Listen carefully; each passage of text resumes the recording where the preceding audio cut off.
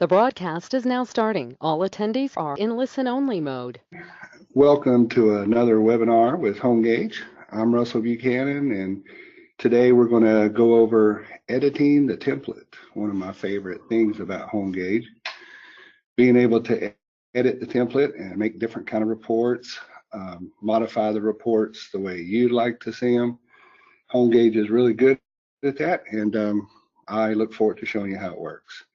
So the first thing, if some of you want to play along with me here, you can make a copy of your template. So if you already have your software open, you could hit select template, and let's say that this is your favorite one, the systems. You would open it, and then you'd come up here and select file, save template as, and here you just name your template, and we can call it practice template changes or editing the template. I'll just select mine as editing the template, hit save, and now I'm not going to mess up my original template, and you guys and gals that want to play along, go right ahead. I've got Maria here with me. She's going to be monitoring your questions. So as we get further along, or feel free to type in questions, we'll stop and go over those. So once you're opened up like this and your sections are here on the left, here are your component sections. You can, let me just slide this down a little bit here. You can come up here to your template changing toolbar, and that's what I've grabbed. I've just left clicked onto this series of dots here, and then I can move those wherever I want. I'm just going to put it right here in the middle so we can see it. So this template changing toolbar is your main toolbar that you use to make all the changes you want. And depending on which window you're in, so if I go to roofing, then whenever I want to make any changes, the template changing toolbar knows that I'm in roofing. And if I want to do an inspection item, edit an inspection item, then I would select the edit T button. If I want to add a new inspection item, or delete or move one up or down. And there's some other features too we'll show you as we get rolling along. So let's take a look at some quick lessons here on editing the template, and we're in roofing. So the template changing toolbar here knows that I'm in roofing and I have roof coverage. So let's say that I want to edit that. Maybe I want to call it roof system. I would just select the edit T button since roof coverings is highlighted, and then the inspection item shows, and then now I can make my change. I can call it roof system if that's what I want to do. And then I can select OK, and now it's made that template change. Always remember, when you get through making a change, if you want to keep it, be sure and hit the Save T icon right here. You see how it's lit up. So when I select it, then now I have saved my template change. And that's why it's grayed out now, waiting for another change before it lights back up. So we got roof system here. Maybe for whatever reason, I want roof drainage systems to be above, I don't know, flashings. Then I highlight roof drainage systems. I move it up to where I want. You see how the Save Template icon now is lit up again. So if I'm happy with that location, I can select Save T. And now my report's going to open up like this every time. But maybe later I decided I don't like it there. I want to move it back down.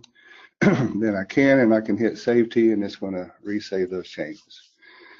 So that seems pretty easy. And maybe I want to create an inspection item now, and I'm just going to select Add T since I'm at roofing. And I don't know, let's just say that I want to create an inspection item called Roof X, whatever Roof X is, and I select OK. Well, now I have a new inspection item. When I select Save T, it's part of my template now. So now I always have this item Roof X. And let's say that I don't use that inspection item that often. Maybe it only happens every now and then, and I don't want to have to exclude it every single inspection like this. Then I can, with it highlighted, come up and edit the template. And there it is, Roof X. I can select Exclude by default. Takes effect next report. I select OK. I hit Save T, and so now I have got this particular inspection item ready for excluding until I need it. So let's just pretend we did another inspection, and now I'm opening my template up, and there's the one that we copied and made. So that's the one. I'm going to open it, and when I go over here to roofing, you should see the change. There it is. RoofX is now excluded by default, so I don't have to worry about excluding it each and every inspection report. And then today, if I needed that inspection item, then I would unselect the X there, and now that's a part of my report for today. Next time I close out, it will be excluded again. So that's how that works. And maybe over time, I decide I don't really use RoofX that often, and I don't want it anymore. So then I could just hit Delete T. Come up here with that highlighted, select Delete T. Are you sure you want to delete the current item? Okay. And then I'll hit Save T there. And now it's resaved the template without the RoofX item.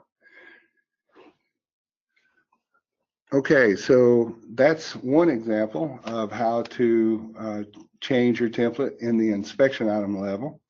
But it can happen all over your template depending upon where you're at. So we can come over here for components and take a look at our components here. And let's say that we want to have a whole new section. It could be anything. It could be an extra building. I do know that we've got this new feature out, Camera 360, where we're able to, anyone that has buys a 360 camera can now use these images into HomeGauge. And so that's a whole nother topic, but some inspectors want to create a section for that, and that way they can go through the house, take one picture in each room. It captures 360 degrees in all directions, of course. And then now they just want to put it in their inspection report. And so some are creating, I think I had another demo where I created a section and then an inspection item. Susie here at HomeGauge gave us a great idea and how she's been helping people. And so I'm going to use her example of how to make one quick and easy. So what we'll do is we'll select the components bar. So now that I've selected the components bar, you have this little middle section that's similar, looks identical over here on the left as it does right here on the right. And now we're going to look at our template changing toolbar, and I'm going to add a new section here. So the template changing toolbar knows that I'm in the middle section, so I'm going to select Add T. And then here I can put whatever I like. You can put 360 degree images or however you want to describe it. Let me make it look a little better.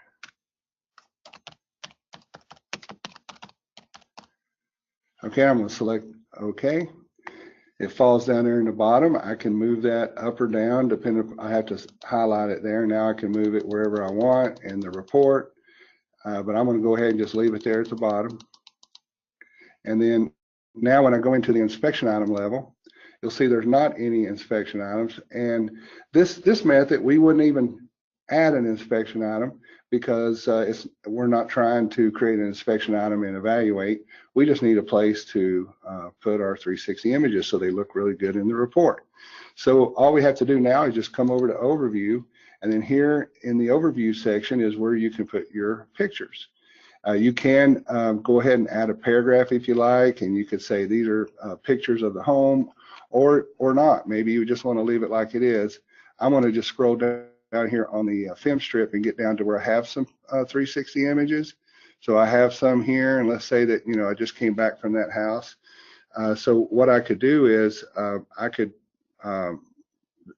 we could pull this out a little further like this, and then I could come through here and select all the 360 images that I want. And I'm just going to go ahead and select a few like this, but this is all I would do here. And now I just need to drop them in the report. I can drag them in, or I can come over here and where it says Insert, select it. And then it's just going to let me look at, actually that one's going to drop in one at a time. Let me see if I can drag them all in there.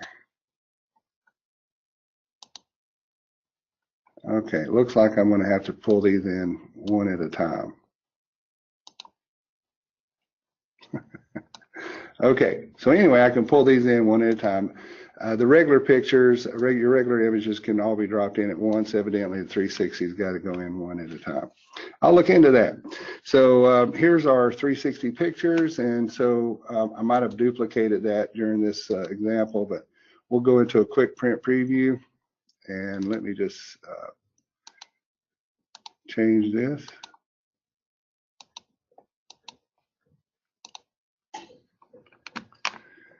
And I didn't really get to pick the style and format. I'm using just this webinar computer. I personally like a different format, but we'll get down here and then you can see the 360-degree images. And so your buyer then can click on them and see them. So the purpose was to show you that you can create a new section.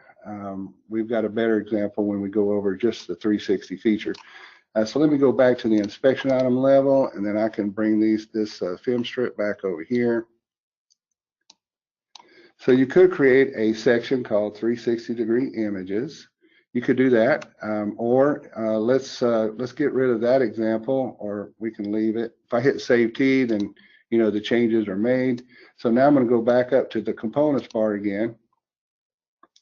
Give you another example why you may want to add a new section.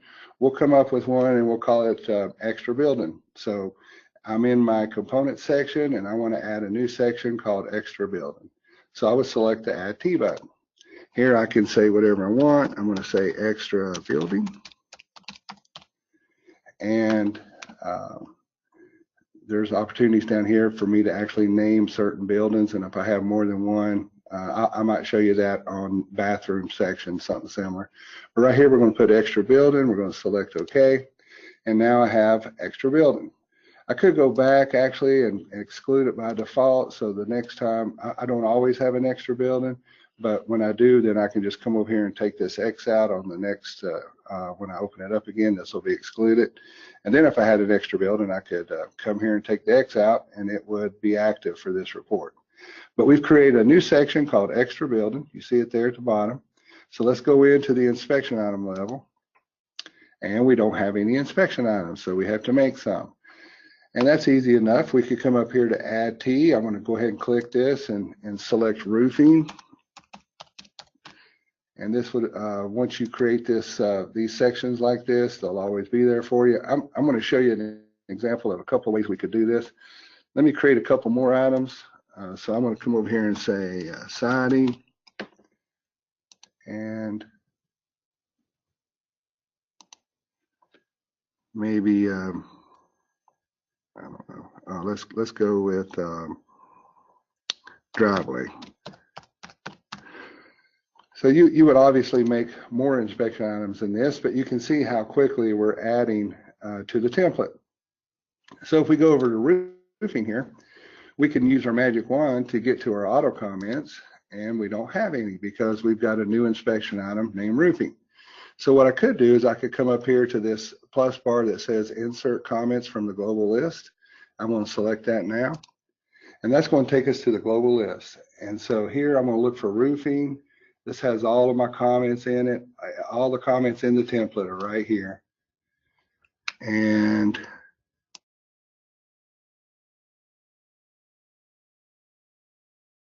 okay, so let's see, under roofing, and let me look for, let's see, this has a lot of comments here on roofing. So let's just say I want all these. I can hold the shift key down and then left click and I grab them all. I select OK. And now they've all fallen down into the global list. Into the local list from the global. So here, now when we go to roofing and we select the magic wand, we have all the comments that we normally would have. Then we would do the same thing for siding and driveway and so on. So that's how you would populate your inspection items and then add auto comments. But there actually is a cooler way, a neater way. I'm going to delete these actually. So you could do that, especially if you have an original inspection item where you don't have one that you could already use. But with this template changing toolbar, we can actually borrow from what we've already got. So I can come over here to roofing, and I'm going to go there, and then there's roof system. And then here are all the comments for roof system. So what I could do is just come over here and hit copy T. And then I'm going to go to extra building and select paste T. There's my roof system, and here are all the comments already there. So we can now go to styles and materials, and there's not any under extra building. But when we go over to roofing, we have all these different roof covering styles or types, and we can select copy T and then go to extra building and select paste T. So you see, you don't have to repeat yourself or retype all these. And then we could come over here to exterior, and then all this different siding styles here, we can select copy T, and then we can go over to extra building, select paste T, go back to exterior, inspection item level, there's wall cladding, so we're going to select copy T, go back to extra building, select paste T, and there are all my auto comments for the siding or wall cladding. So that's pretty easy, right? You can just literally make any kind of section you want. Styles and materials was very easy to copy T, paste T. You can also do this across different templates. So if we had a different template that we did a lot of work in and we wanted to bring it in over here, we could restore down up here in the top right. And I'm in this webinar, so I've got two screens, and that didn't work out too good. So we could restore down and get to our desktop. Let me see, I might have messed things up here. Wait a minute. So we could have restored down, clicked on HomeGauge icon again, added a different template, opened it up, and now, excuse me, I would have two templates opened up side by side. So then I could copy T from one, like if this was one here, and I wanted to capture this, I could go to here, I could hit copy T, and then I would minimize this one and open up the other one and select paste T, and it would bring this into the other template. So sorry that was a little jerky there, but I'm not familiar with how this two screens work in the webinar, and I won't be able to show you that example, but you probably got a good idea on how to do that. So extra building here, I think we excluded it by default. So let me just go ahead and open it up again so you can see it excluded. So no, I didn't do it. So let me do that here. We'll click on extra building, select edit T, and exclude this section by default. Hit the save T icon, and then now the next time you open up your template to do an inspection, the extra building section will be excluded by default. So now you don't have to worry about it. And then maybe today you've got an extra building, you can come over here to components and then take the X out down here at the bottom right. And then now you can see it renumbered itself, and now the extra building section would be part of the inspection report. Okay, do we have any questions on this yet, Maria? All right, y'all must either be asleep or happy. So let's move on to the next one. We're going to go to, how about let's do column headers. And a lot of inspectors like to change their column headers. Let me just start up here with, let's see, roofing. So right now our column headers are inspected, not inspected, not present, repair, replace. There's the definition right there. And then X equals exclude. Now we have some inspection companies that want to have a different type of column header. Maybe they want to use the word deficient instead of repair, replace. So you would come up here to the menu line, that's this top line here, and select template and select edit column headers. When you do, it says you want to do it for all the sections. Am I getting ready to make a change across all the sections or just this one section, which in this case would be in roofing? We want to do it to all sections, so we're going to say all sections. It warns us because you don't want to do this during an inspection. because it can make you, confuse if you change repair to good or something. So we just kind of give you a warning there. But we're gonna select RR by putting a little click, turning that blue underneath repair replace. And now we're going to select edit the column header. And then here, maybe I don't like repair replace. Maybe I want deficient. Oh gosh, I had to create a word that I don't think that's spelled right. Let's see. Deficient. That's one thing about these webinars is I can't cut out mistakes. So we would check that spelling there. I think that's right. But if it's not, I know somebody will tell me. Efficient, I think that's right. Anyway, there it is. So now I've made a change. Right here it says when this column is selected, quick set to the summary. So that means that this is still going to be a summary column header. I'm going to select OK. And now when I select it, you'll see down here on this little summary column indicator that now this particular item is going to the summary. And it no longer says repair replace, it says deficient. Okay, so that's one way you can make changes to your column header. You could also add, you don't have to create a column header where it automatically flags the summary. So if we went back into template, edit column headers, all sections, and when I select D for deficient, it says when this column is selected, quick set to the summary. I could take this out. And when I select OK, and now I've made some changes to where, as you'll see, when I select D for deficient, it doesn't flag the summary. It's up to the inspector to know what to send to the summary. You know, this may or may not make sense until you get into different types of templates where maybe you have multiple summaries down here and you want to pick and choose which summary that this particular item should go to. So let me give you an example. We're going to come down here to the summary on the left. And right now we have one summary called summary. And I'm not saying if you're a new inspector, I'm not suggesting you do this. Those inspectors who are wanting to have more than one summary, I'm just going to give you an example on how to do that.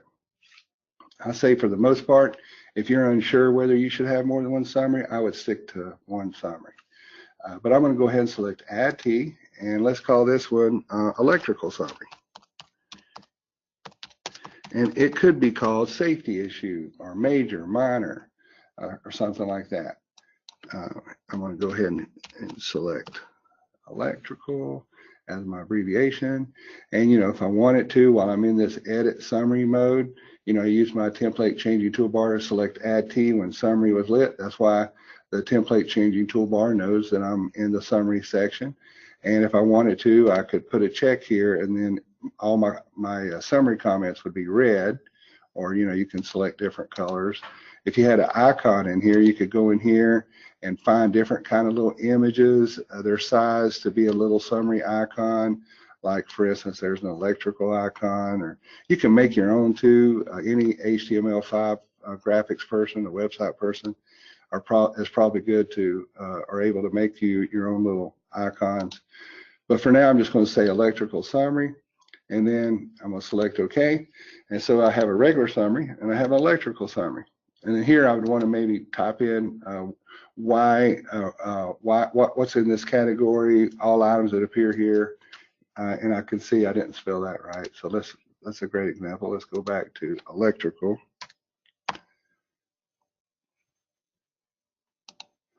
So, and I'll show you in a minute how to add to that. And so here's summary. Now that I've got electrical summary, maybe summary should have a more definite name. So let's go with maybe general summary.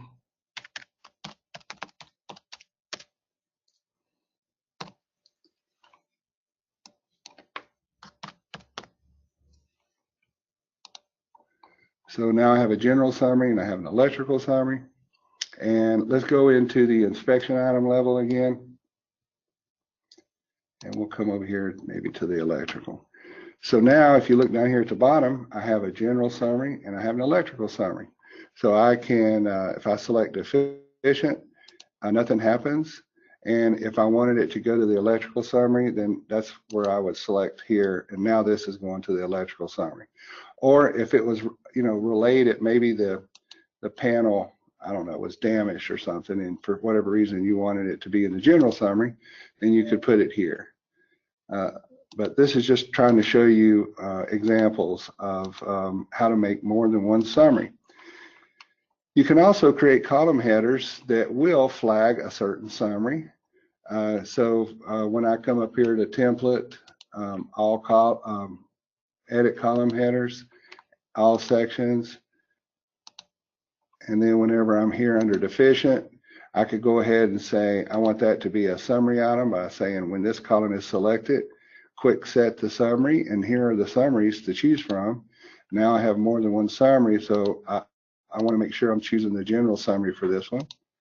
And we could leave it at that, or you can add another column here, and this could be electrical, or if this was a major minor, you could have a major column header that flags the major summary, a minor column header that flags the minor summary. And so in this case, I would type in electrical issues, EI or something, and then I would just come here and select that for that summary there, electrical, and then that's how your column headers would point to the correct summary. However, that's kind of an old way of doing things. If you look at your magic wand here, your auto comments, you're able to actually look at one of these comments, or when you create your own, you can come here and edit, and then you can, if this was a summary item that you want it to go to the summary each and every time, you can actually label your auto comment to the correct summary. So when I select OK and select or get out of this, so now I'm going to hit Save T, and so now when it's time to write up a comment, you can see here, let me just stretch that out a little better. There's a indication that the summary has already been labeled, or this comment has already been labeled an electrical summary. So when I use this, you'll be able to see that this will automatically get checked. So let me just select it and drop it in, and you see how it already went to the summary. So in one sense, you could get rid of all the column headers, maybe except for the exclude. And then if you're using a lot of auto comments, you could go in and label each auto comment the proper summary. So in this case, under roofing, we normally don't have a lot of electrical problems, right, under roofing. So all these are general. These are going to go to the general summary because I've already went into each one of them individually, select summary, and said, this comment will be labeled a general summary when I use it. And then, maybe this comment, we don't know if it's a general, if it's going to be necessarily a repair item. So that might be the reason why we don't have that already pointing, because sometimes you don't send everything obviously to the summary. All right, so that's column headers. You can make multiple summaries. You can tell the column headers that they belong to a certain summary. You can assign them to a certain summary. You can get rid of column headers altogether. Let me just go into another one real quick and show you that one. So rooms to systems summary. So you can see here, I don't have any column headers. And so and I've got multiple summaries down here on the bottom.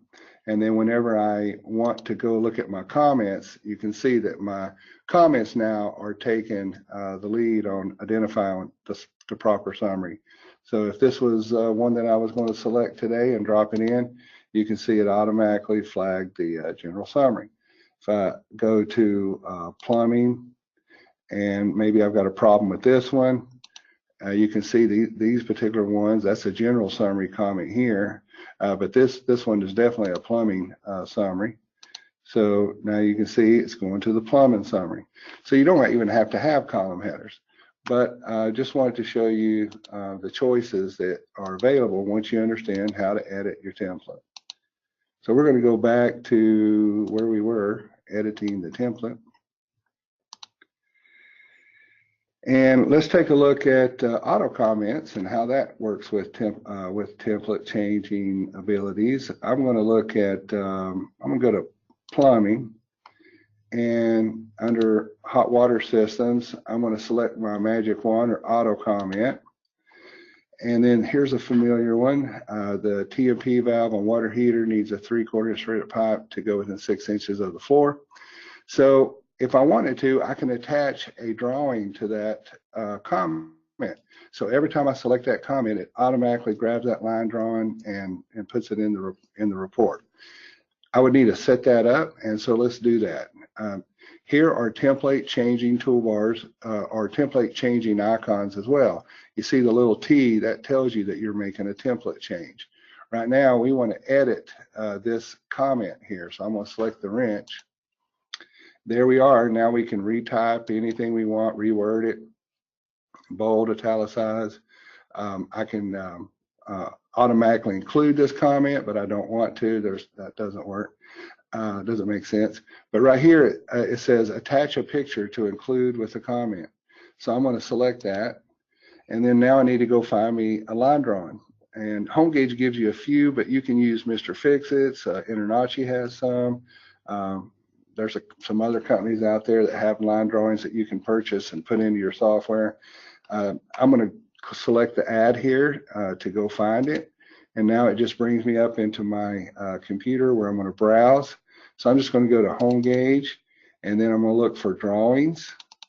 And then here are some drawings that we give you when you purchase HomeGauge, just some samples for you to look at, get the idea how to use them. And so we're going to go to plumbing, and then I'm going to look for this one, the electric water heater T&P valve. So I'm going to open it. And now it just wants me to identify it. Type in a short name. We'll just call it water heater. And if I had a few different line drawings, maybe I would identify this more as electric.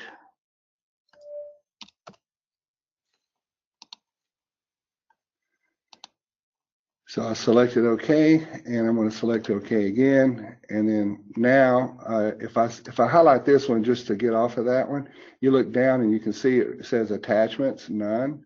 But when I select this one, you can see picture, water heater, electric. So I already know that I've got an attachment with that one. But as I'm inspecting and I run across a water heater that has an issue with their T&P valve or piping, I could just select this comment, drop it in, and when I do, it, of course, I'm in this webinar and it didn't show you that it brought up this window. I've got these two monitors, so I apologize.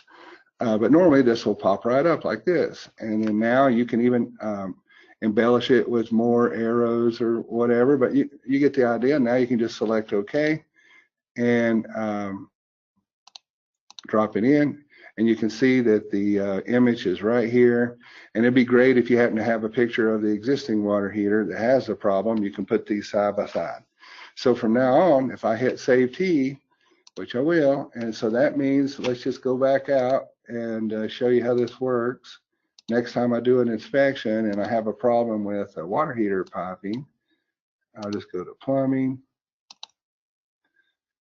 And then here, hot water systems, I'm going to say deficient. And then I'm going to use my magic wand. And then I'm going to select that. And then the water heater pops up. So you don't have to go find it anymore.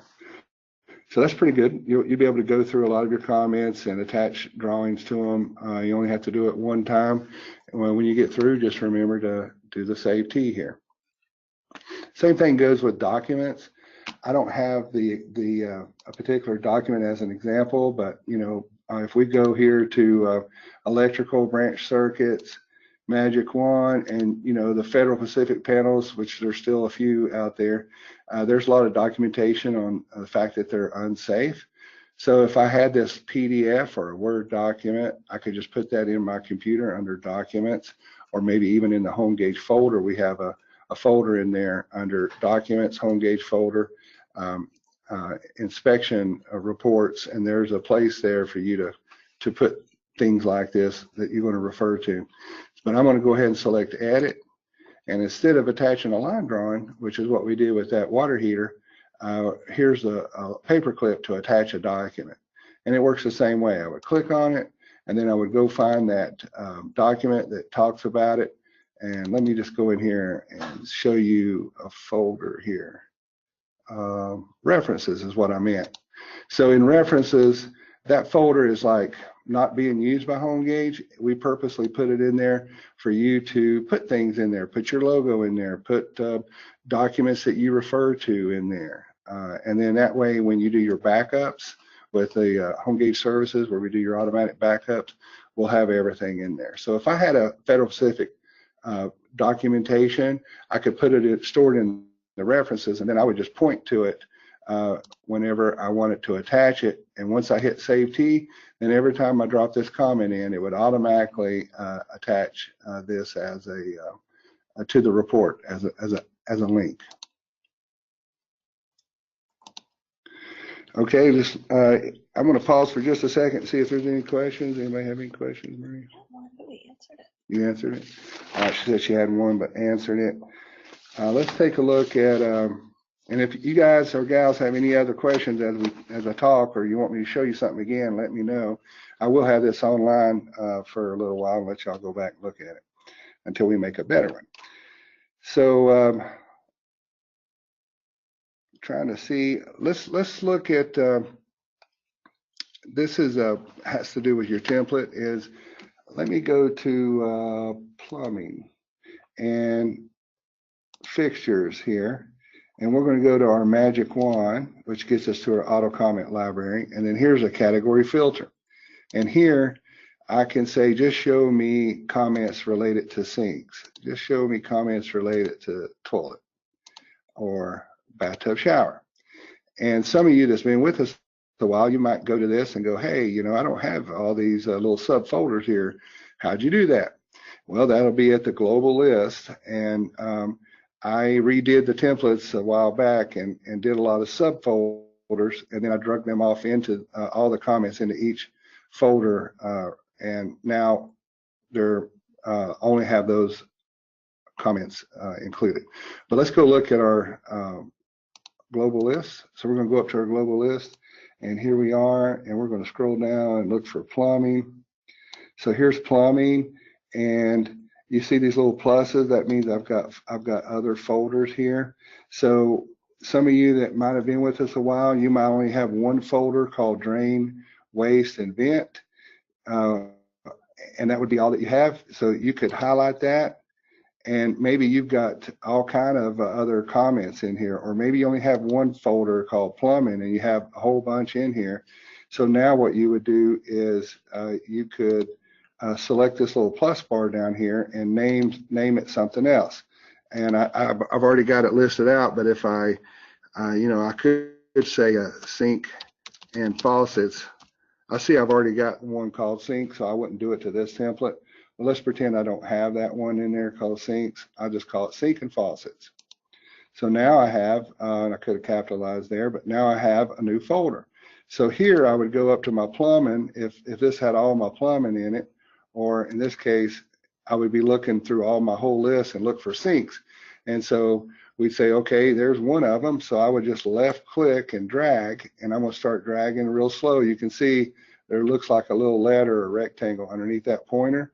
And I just need to drag it to the sink and faucets right there, let go. And so now I just moved that. So I would go back to my main folder. If in this example, if you don't have a lot of folders like this, or if you wanted to rename them something, and then you just slowly go over here and drag them one by one into sink and faucets. And so now sinks is not really needed if I was using this one. So I'm just going to delete it to clean it up if I wanted to do that. And so now all my comments are there. They're just moved to the new subfolder called sink and faucets. And that's how you create a bunch of subfolders. So you could go through and break this down even more, and then you would go to your list and drag into it. While we're here, I'll show you the beauty of that auto comment filter. So this, when you have a whole bunch of comments to look through like these, some inspectors would say, that's just a lot of comments to look, and I don't have don't have time to look through them all. And that's the reason why we came up with this filter, so you could break it down.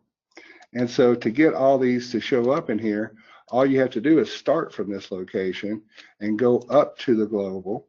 And I'm going to grab something that doesn't belong so you can see it real easy. Let's pretend for whatever reason that let me get something else here. Like I wanted all these, I'd hold the shift key down like that and grab them all, select OK.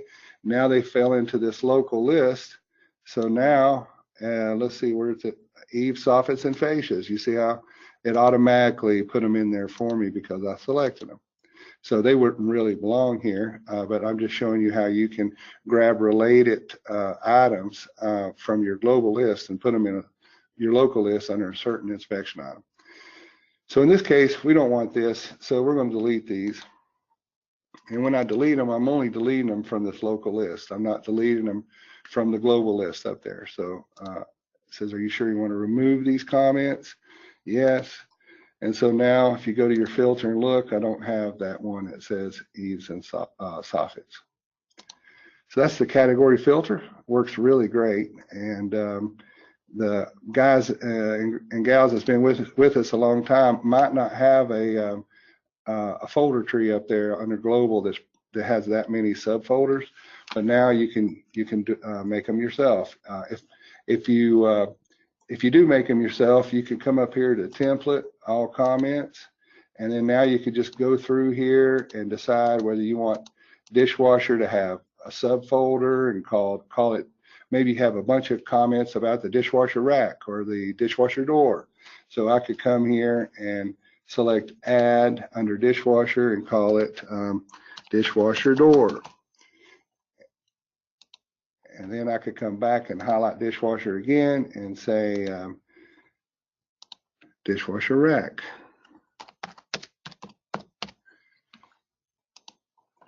And then I would go to dishwasher, and if I had a whole bunch of auto comments, I have a smart sentence here that has a lot of them. But if I had a bunch of comments here, then I would drag it to the correct one by bringing it over here like that. All right, so that's how you make a bunch of subfolders and then go to the main one and start separating them by category.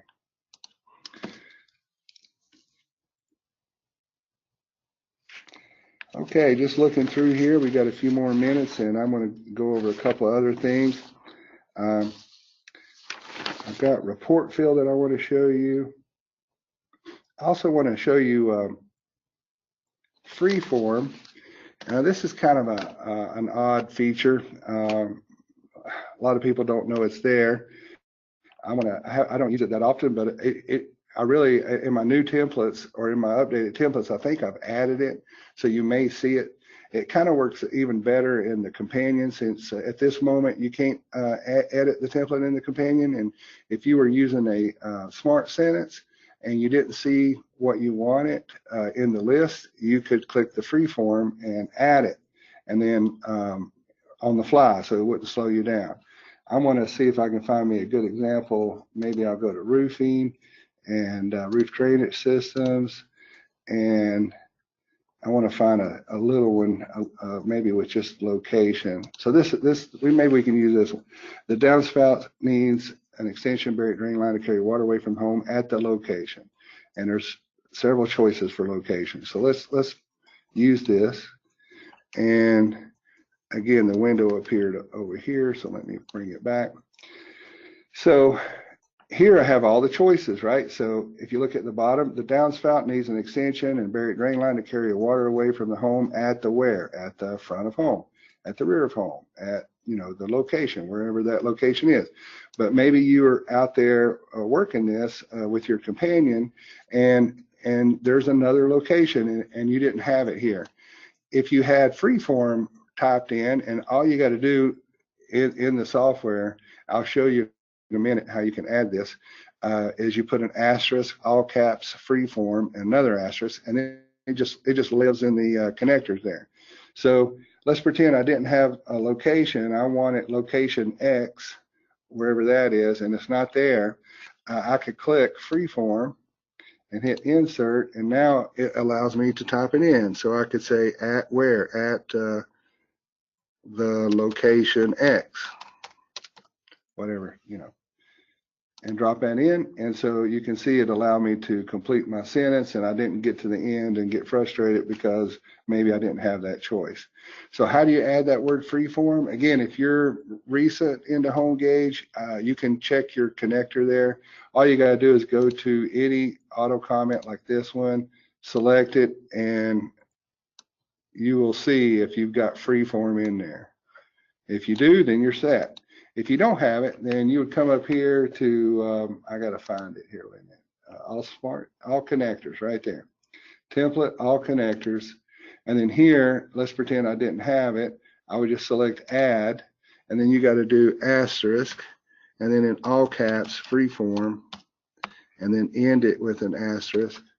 And so by putting that in there, it usually falls to the bottom, and then you'd want to move it to the location that you would use it at. And then that's all you got to do. Like I said, I've already got it in there, so I'll just delete it. And once you put that in there, obviously hit Save T so it remembers or saves that, and then you don't have to worry about that anymore. That works really good in the companion when you're using smart sentences in the companion. All right, let's see. I'm going to show you another feature called Report Fill. Report Fill is pretty awesome. It works really good. Let's say that you are inspecting a subdivision or one of these developments where the exterior is all the same, and it's a huge development. You go in there 2, 3, 4 times a year, and maybe there's some special issues with this development, and it's only because of your experience in there that you know about it. And we've got something similar where I'm at, and I'm going to call it North Chase subdivision.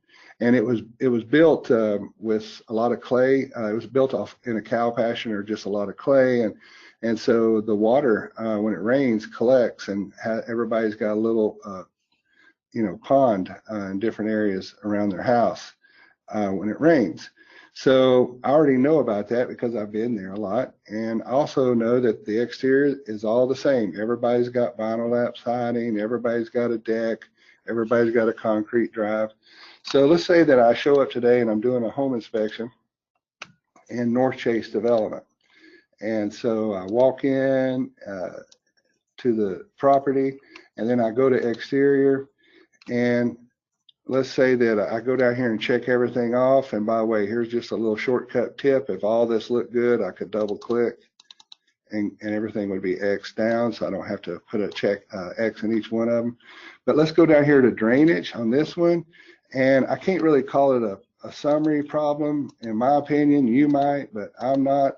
But I would type a paragraph in and just say, due to clay-based soils in this development, at times when it rains, water may pond in certain areas. But rather than you wait for me to type all that out, let me just say water may pond, and let's just go with pretend that's a really nice paragraph. Okay, so hey, I just described a problem with that, and I've already checked everything off. And then when I go to styles and materials for exterior, every house in this development has lap siding. The materials vinyl. The doors are steel, and the appurtenance, everybody's got a deck with steps, and everybody has a concrete drive. Before I move on, I could go over here now, before I continue the inspection today on this house, and I can come up here to report and choose save new report fill. And so it says, well, which section do you want to save? And in this example, we just want to save the exterior section, and we're going to call this North Chase. And I'm going to select OK. And that's it. It's actually saved automatically. So let's just let me hit new and get out of this. And let's say a month went by, and lo and behold, I got a call to do an inspection again over there in North Chase. So I show up in the development, pull in the driveway, and say, hey, I think I've got a report fill for that. You can see that this has not been filled out. So there's my inspection items that are not filled out yet. So what I do is come up here to report, select apply report fill. It'll say which one, and if you're using this, you'll have several to choose from. So you choose that one, you select OK, and if you had multiple sections, you may only want to populate one, but we're going to say, yeah, I want to populate the exterior. And so it says the report fill has been applied. So now you can see that everything's checked off. When I select the drainage issue, you can see that I've got my comment there. And under styles and materials, everything is already checked off. So this is a pretty cool feature. We have a lot of inspectors using it differently, and some inspectors actually doesn't create a report fill based on duplicates. Like in my example, they might create partial report fills for an old furnace, or for brick home, for 3-tab shingles, and they might even come up with their own little name as sort of a abbreviated code that has all those different types or styles in that report fill, and then you can select more than one report fill. So in this case, we applied that report fill. If I had more, I could come back up here and select apply report fill again, and maybe there's a roof, it might say 3-tab or whatever, and that would allow me to populate more in the report. I like it the way I described it. It's clean and easy. It works good like that, but you may actually find more uses for it than I have. But it's a pretty cool feature. We're almost through. I'm just reaching out to those in the webinar today to see if you guys have any more questions. Is there anything you see, Maria? Let me just look here, make sure we didn't. I don't think we left too much out. There is smart sentences. I think that should be a separate webinar to go over that. And maybe we should schedule one of those in next or soon. I'm looking here. I think that's going to be about it. Unless those attending have any questions, we're going to go ahead and end the webinar. I appreciate you guys and gals taking the time to look at it. If you got any questions, we've got a support site, HomeGauge. When you go to your dashboard, click support. There's a really good support center that we've made that has a lot of information on there. You can always call us or email us support@homegauge.com. So thank you for using HomeGauge, and we'll talk to you soon.